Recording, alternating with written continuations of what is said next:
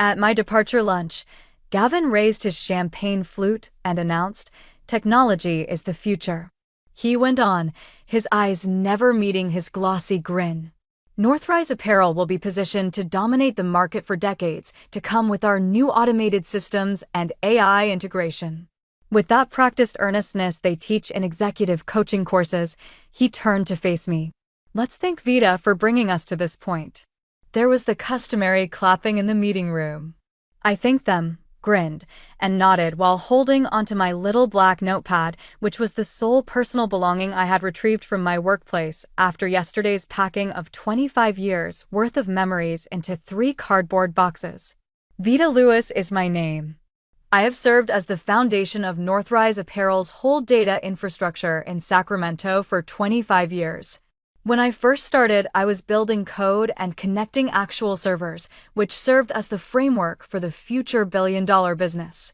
Back then, I wasn't referred to as a data architect. I was only the computer woman who managed to get everything to function. With the eager tone of someone who had only joined the firm 14 months prior, Gavin went on, "Vita has been with us since the beginning. From a modest regional distributor to the current market leader, she has witnessed our growth. We hope she has a wonderful retirement." Retirement. It was a painful word. I hadn't decided to go, and I was just 59. 3 weeks prior, I had been presented with the decision as a fait accompli. Leaning back in his ergonomic chair, Gavin had stated, "The Nexus system will streamline our operations." This was a reference to the new AI management system they had acquired for what I subsequently found out was $17 million. "Unfortunately, your position is no longer needed with the new infrastructure." Around me, now former coworkers avoided eye contact because they understood the true purpose of this goodbye lunch, the ceremonial removal of an outdated component.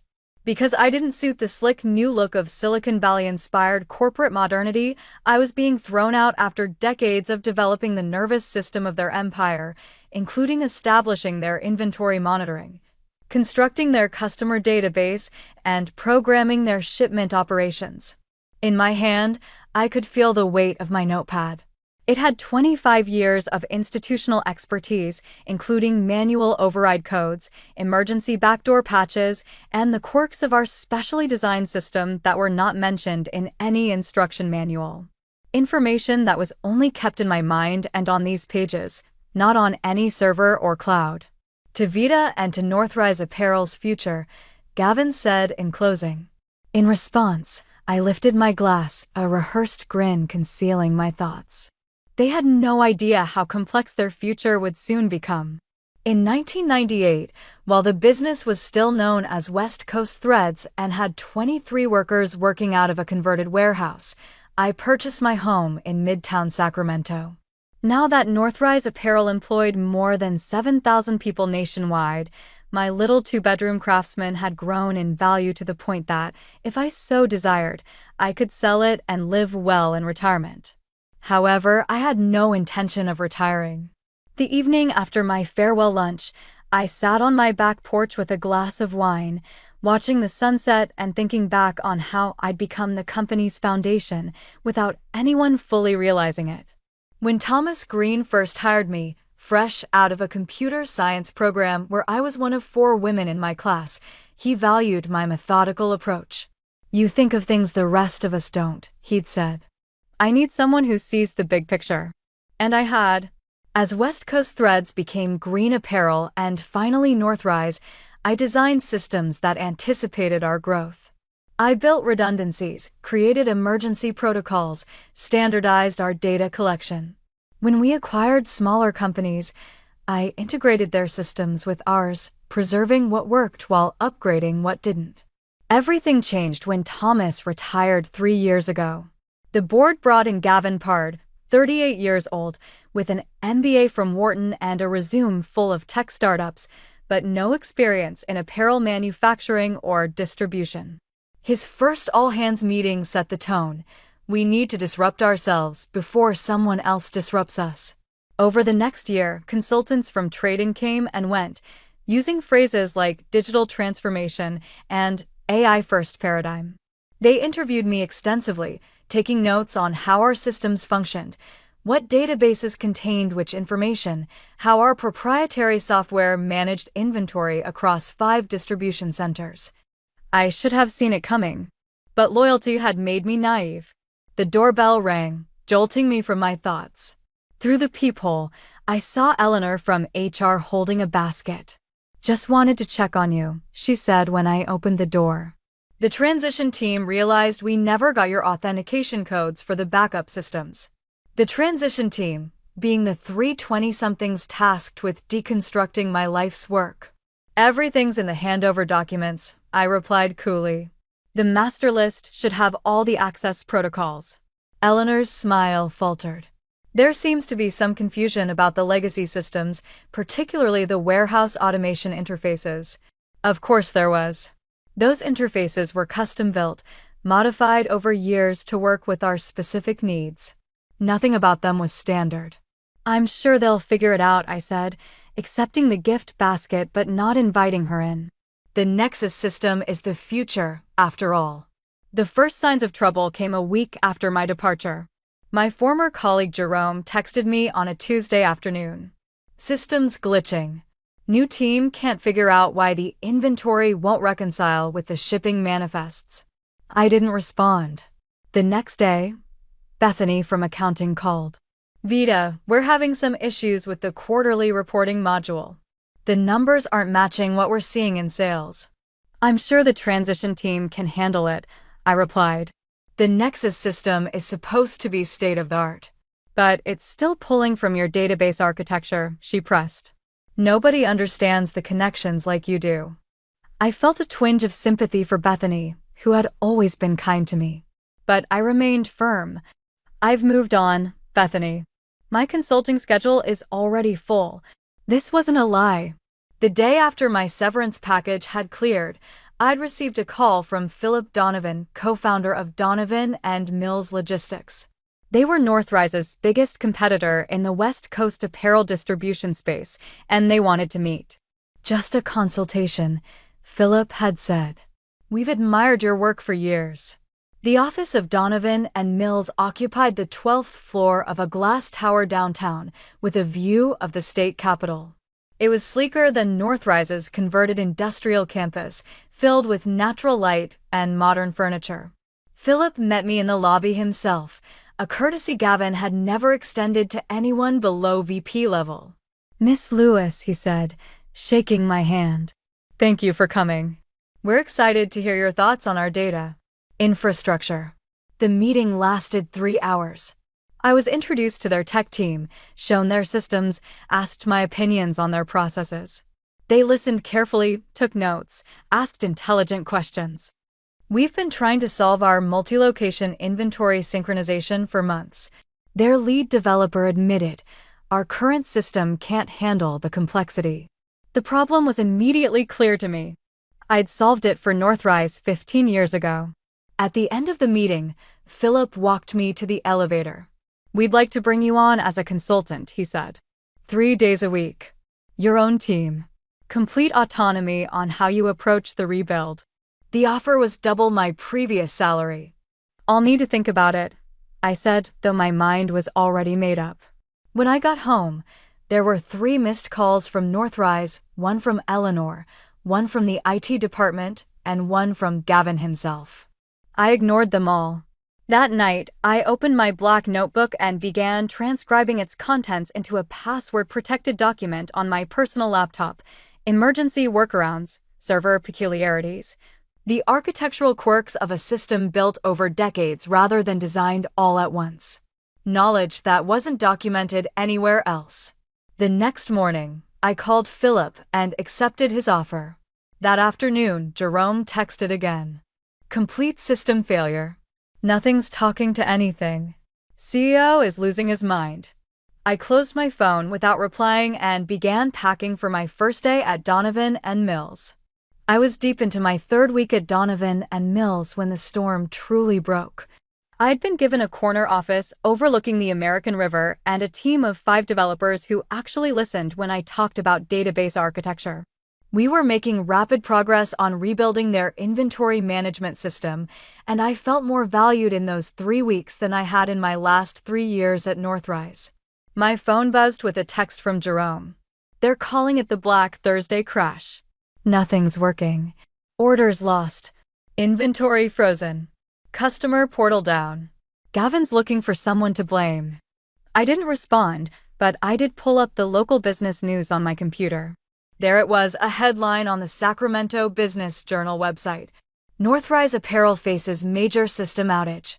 Stock drops 8% on fulfillment concerns. The article described how Northrise's much-touted new AI system had failed spectacularly, leaving customers unable to place orders and warehouses unable to ship existing ones. The company had issued a statement about temporary technical difficulties, but sources inside the company, Jerome, I suspected, described a complete system collapse. My office phone rang. Philip Donovan's name appeared on the caller ID. I assume you've seen the news about your former employer, he said when I answered. Just reading it now, I replied. Any insights you'd care to share? His tone was carefully neutral. I considered my response. Their new system was implemented without adequate testing or understanding of the existing architecture. It was inevitable.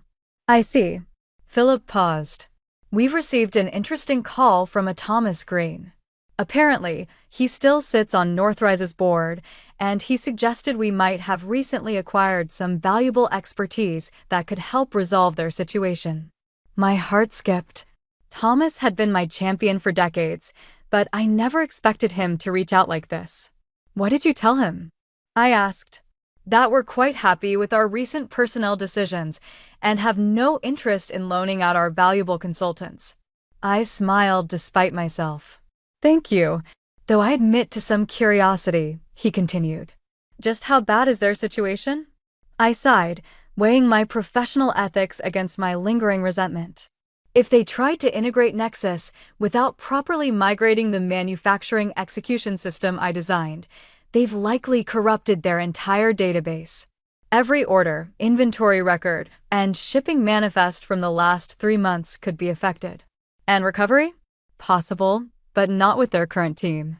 They don't understand how the legacy systems interact with the newer components. We were interrupted by my assistant, who appeared at my door with an urgent expression. Miss Lewis, there's a Gavin Pard online too. He's called 3 times in the last hour. I thanked her but made no move toward the phone. Philip raised an eyebrow. Aren't you going to take that? I don't work for Northrise anymore, I replied simply. He nodded slowly, a small smile forming. No, you certainly don't. He turned to leave, but paused at the door. We have that strategy meeting at 3. I'd be interested in your thoughts on expanding our direct-to-consumer channels. After he left, I sat staring at the blinking light on my phone for a long moment before turning back to my work. By that evening, my email contained increasingly desperate messages from various Northrise executives. The most revealing came from Eleanor. The transition team has admitted they don't understand how to restore from your backup protocols. Gavin is talking about bringing in external consultants at $30,000 a day. Please call me. I closed my laptop and went home, sleeping better than I had in years. The next morning brought news that Northrise's stock had fallen another 6%. A financial analyst on the local business report speculated that extended fulfillment issue could cost the company upwards of $50 million if not resolved quickly, with long-term damage to customer relationships that could be incalculable. When I arrived at Donovan and Mills, I found an elaborate fruit basket on my desk with a note from Philip. Thank you for your loyalty. Your insights yesterday helped us secure the Wilson account for .2 Northern Annual. The Wilson Group had been one of Northrise's oldest clients. I allowed myself a moment of satisfaction before getting back to work. Around noon, my desk phone rang again. The receptionist sounded apologetic. Ms. Lewis, there's a Gavin Pard in the lobby insisting on seeing you. He doesn't have an appointment. I took a deep breath. Tell him I'm in meetings all day. He says he'll wait. After consulting with Philip, who seemed amused by the situation, I agreed to a 15-minute meeting in one of the first-floor conference rooms, neutral territory. Gavin looked terrible. His usually immaculate appearance was disheveled, with dark circles under his eyes and a coffee stain on his shirt. "Vida," he said, reaching to shake my hand. I nodded but didn't reciprocate. "Thank you for seeing me. What can I do for you, Gavin?" I kept my tone professional, betraying none of the satisfaction I felt seeing him so undone. "We need your help," he said simply. "The Nexus integration has encountered some complications. I believe catastrophic failure is the term the business papers are using." He winced. "The coverage has been unfortunate, but we believe with your expertise, we can resolve the issues quickly. The board has authorized me to offer you a 6-month consulting contract. Very generous terms. I have a position here.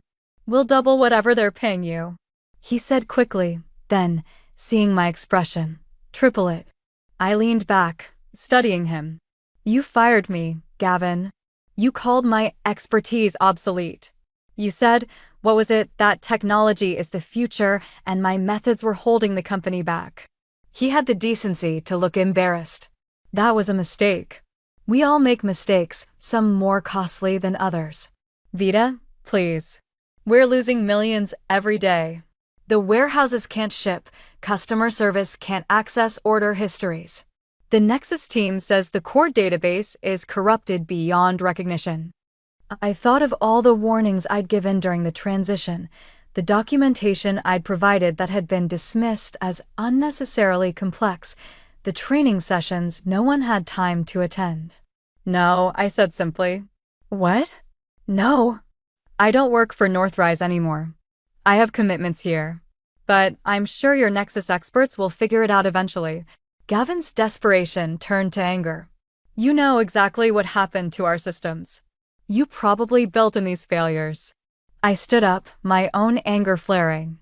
"I dedicated 25 years to building robust, reliable systems that kept your company running without fail. If they're failing now, it's because you dismantled them without understanding how they worked. We'll sue," he threatened. "For sabotage." "For what? For taking another job after being fired? For not documenting every single aspect of systems I built over 25 years?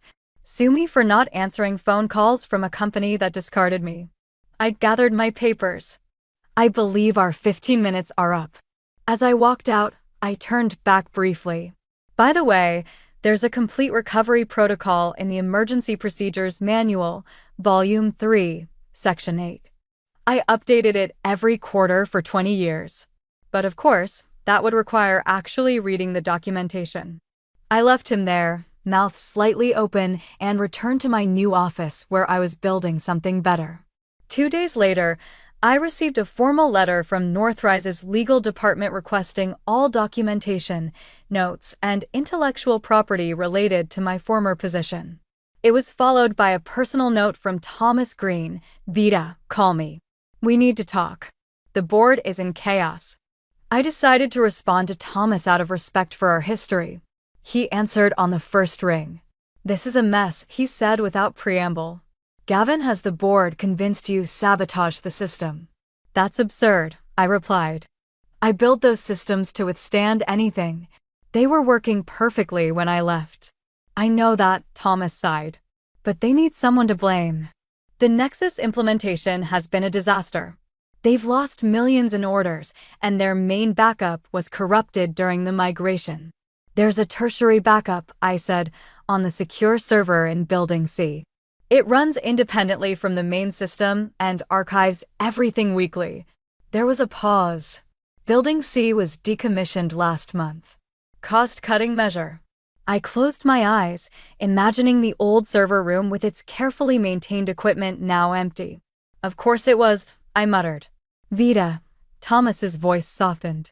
"I know you were treated poorly, but there are 7,000 employees whose livelihoods depend on Northrise. Not all of them were part of Gavin's decisions." It was a fair point, and one that had been weighing on me. My grievance was with the executive team, not with the warehouse workers or customer service representatives who were probably dealing with chaos. "I can't come back, Thomas. I've made commitments here.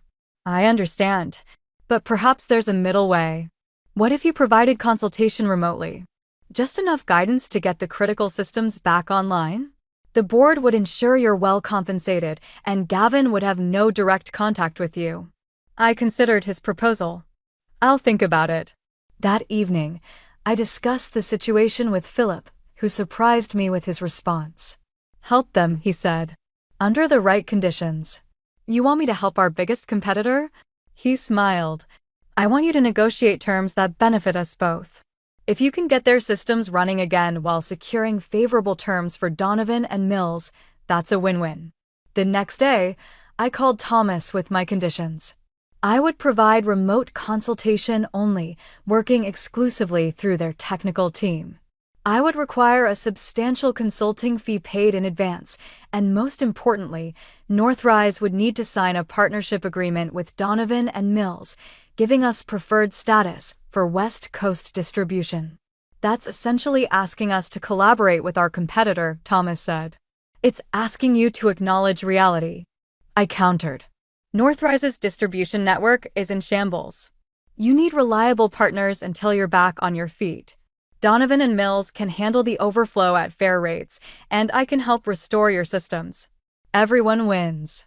Thomas took my terms to the board, who spent 8 hours in emergency session before agreeing. Gavin was reportedly furious, but overruled. The next week was intense. Working remotely through video conferences, I guided Northrise's technical team through the painstaking process of recovering their data and rebuilding critical systems.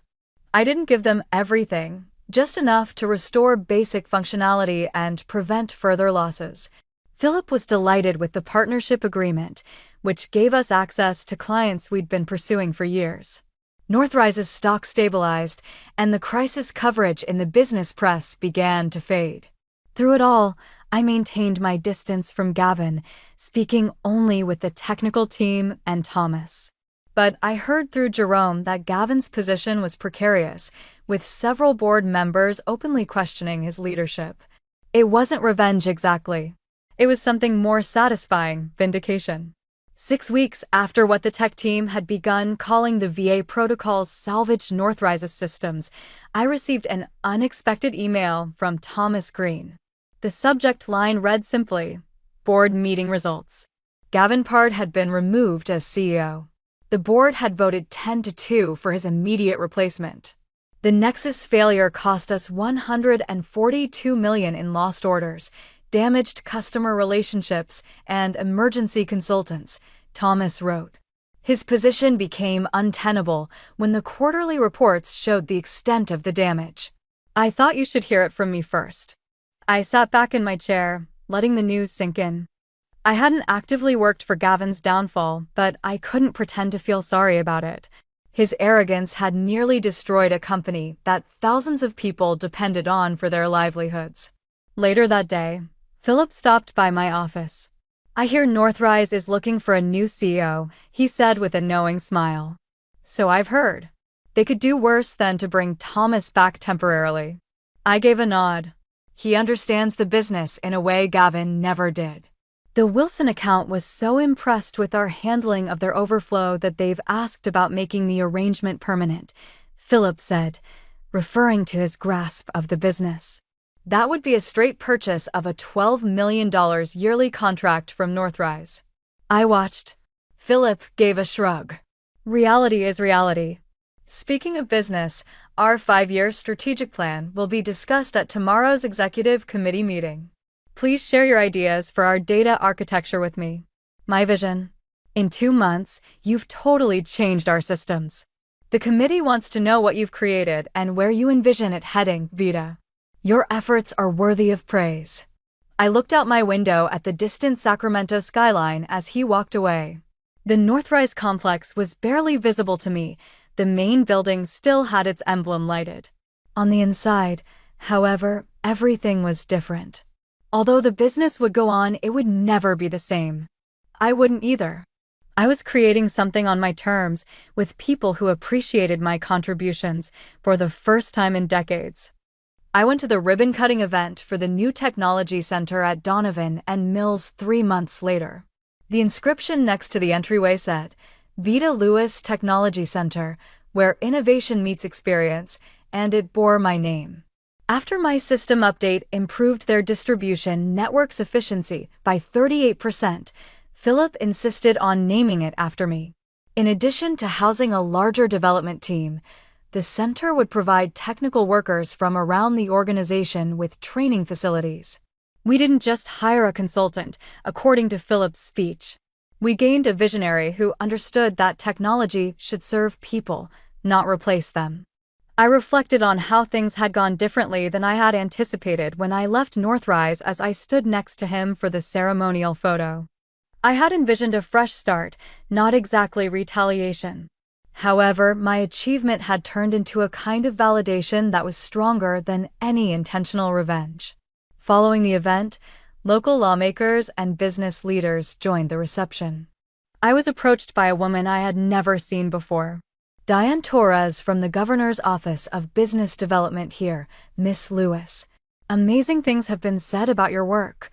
We discussed data systems and their effects on local companies for about 30 minutes. She gave me her card at the conclusion of our talk. A task group on state agency technological infrastructure is being formed. People with perspective and experience are what we need. Would you be open to being an advisor? A man half my age had declared me obsolete 6 months prior. I was now being asked to contribute to the development of statewide technology policy. I took her card and said I'd be honored. Jerome texted me as the event was coming to an end. New CEO announced. Who would you guess? In order to guide Northrise through its revival, Thomas Green was coming out of retirement. Grinning, I put my phone aside without answering. I had closed that chapter of my life. Now I was concentrating on creating something fresh. I came to the realization that the best kind of retaliation wasn't destruction at all as I turned to face the center that bore my name and was populated with individuals who appreciated my achievements. It has to do with creation.